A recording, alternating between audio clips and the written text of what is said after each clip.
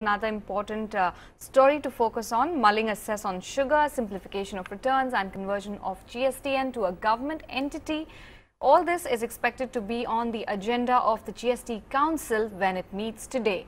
The meeting will happen via a video conference. The states say that central government is wrong to impose the sugar cess. Let's go across to Tushar, who's filed this report, and hear out what he has to update us on.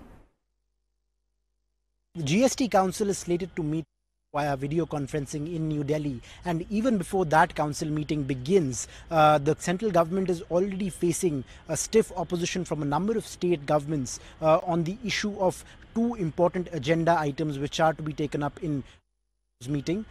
From what we are given to understand from sources is that most state governments barring Uttar Pradesh are against the idea of imposing a cess on sugar by the GST Council. The state governments feel that it is wrong on the central government's part to push for such a proposal in GST Council, and this step is not according to the entire framework which was envisaged under the goods and services tax when it was initially implemented. Apart from that, states have also shown opposition as far as giving digital incentives for making tax payments is concerned.